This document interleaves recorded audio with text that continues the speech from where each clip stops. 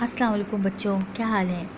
بچوں، یہ جو آپ کو میری ٹیبل پہ کلر اور رنگ نظر آ رہے ہیں، یہ ہیں کتاب معجزات حضرت محمد مصطفیٰ صلی اللہ علیہ وآلہ وسلم کے، اور آج ہم کتاب پڑھیں گے معجزات حضرت محمد صلی اللہ علیہ وسلم سے درخت نے کلمہ پڑھا۔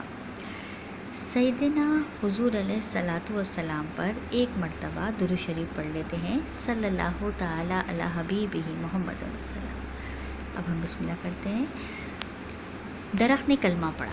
سیدنا حضور علیہ الصلاۃ والسلام ایک مرتبہ مکہ مکرمہ سے باہر تشریف لے گئے اور جنات کو اللہ کی توحید کی دعوت دی۔ آپ صلی اللہ علیہ وآلہ وسلم نے جنات کو قرآن پاک کی آیات سنائیں۔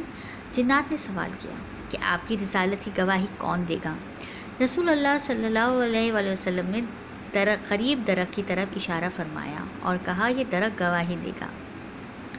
آپ صلی اللہ علیہ وآلہ وسلم نے درخت سے پوچھا، میں کون ہوں؟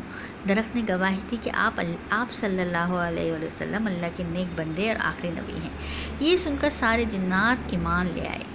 پیارے بچوں، آپ کو پتہ ہے درخت بھی شعور رکھتے ہیں، کیونکہ یہ بھی اللہ کی مخلوق ہیں، لیکن جب آقا دو جہاں حضرت محمد مصطفیٰ صلی اللہ علیہ وآلہ وسلم نے درخت کی طرف توجہ کی اور اس سے گواہی طلب کی، تو اس نے آقا دو جہاں صلی اللہ علیہ وسلم کی نیک بندے ہونے اور آخری نبی ہونے کی گواہی دی، اور یہ جنات نے سنا، کیونکہ جنات غیب میں ہوتے ہیں، ہم نہیں دیکھ سکتے، لیکن آقا دو جہاں صلی اللہ علیہ وسلم رحمت للعالمین ہیں، باعث تخلیق کائنات ہیں، ٹھیک ہے؟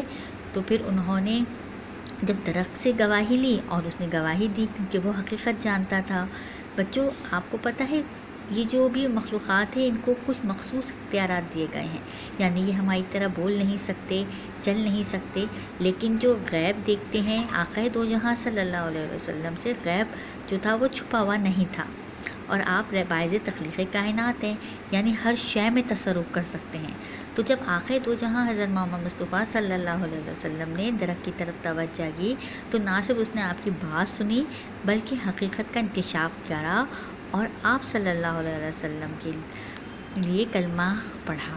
اسے جنات نے سنا اور اس معتبر گواہی کو سن کر وہ مسلمان ہو گئے۔